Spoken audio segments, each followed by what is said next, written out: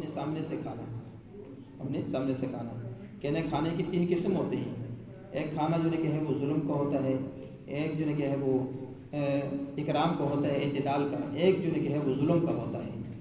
تو اکرام کے ساتھ بندہ کھانا کھائے اور اعتدال کے ساتھ بندہ کھانا کھائے، دوسروں کا خیال رکھ کے جو ہے کھانا کھانا چاہیے، یہ سنت جو ہے طریقے کھانے کے۔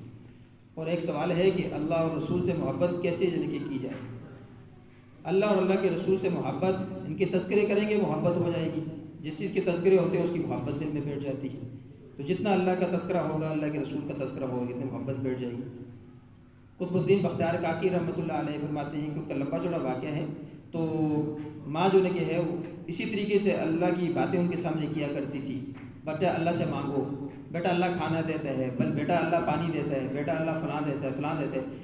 بچے کے دل کے اندر اس کی محبت پیدا ہوگی۔ پھر رات کو کہتے ہیں، ان کی ماں کہتی ہے کہ جس وقت میرے قریب جو ہے کہ وہ سوتا تھا چھوٹا بچہ، پوچھتا تھا اللہ کتنے پیارے ہوں گے، اللہ کتنے پیارے ہوں گے، وہ ہمارے گھر نہیں آئیں گے، ہاں ہم کب ان کے پاس جائیں گے۔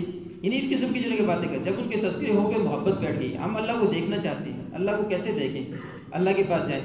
تو اللہ کے رسول کی باتیں ہوں گی تو اس کی تذکرے، جس چیز کی جو ہے کہ وہ تذکرے ہوتے ہیں نا، اس کی محبت دل میں بیٹھ جاتی ہے، اس کی محبت دل میں بیٹھ جاتی ہے۔ جتنا بھی ہو سکے، ممکن ہو سکے، گھر کے اندر اپنے جو ہے کہ ماحول کے اندر اللہ کے رسول کے تذکرے کیا کرو، اور جو ہے کہ وہ کتاب حدیث کی کتابیں لے لو، اور وہاں پر جو ہے کہ گھر کے اندر روزانہ جو ہے کہ وہ ایک حدیث پڑھ کے بچوں کو سناؤ۔ گھر کے آداب ہیں، اور اسی طرح مسجد کے آداب ہیں، اور جو ہے کہ دکان میں جانے کا طریقہ ہے، باہر جانے کا طریقہ ہے، یہ سارے بتائیں گے۔ بچے پوچھیں کہ یہ کس کے طریقے ہیں، پھر بتانا کہ ہمارے نبی صلی اللہ علیہ وسلم کا طریقہ ہے۔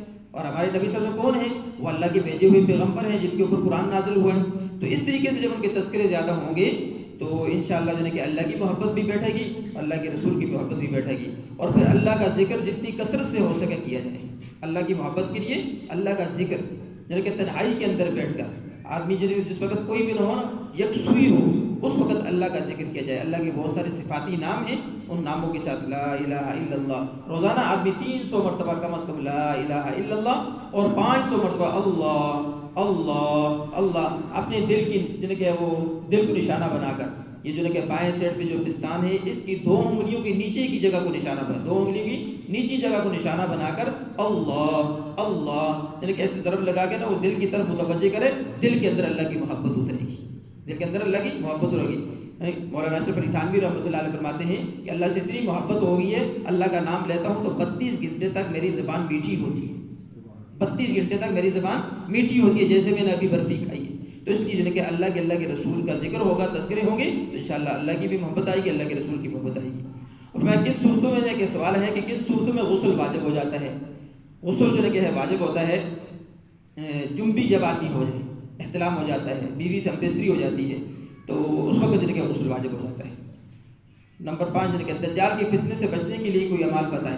ہر جمعے کے جمعے سورت کہف پڑھ لیا کریں، ہر جمعے کے جمعے سورت کہف پڑھ لیا کریں، انشاءاللہ جو ہے کہ فتنے سے حفاظت ہوگی۔ اور جو ہے کہ اللہم انی اعوذ بک من عذاب القبر واعوذ بک من عذاب جہنم واعوذ بک من فتنۃ المسیح الدجال واعوذ بک من فتنۃ المحیا والممات۔ روزانہ جو ہے کہ اس دعا کا اہتمام کریں، انشاءاللہ جو ہے کہ اللہ پاک دجال کے فتنے سے حفاظت فرمائیں گے۔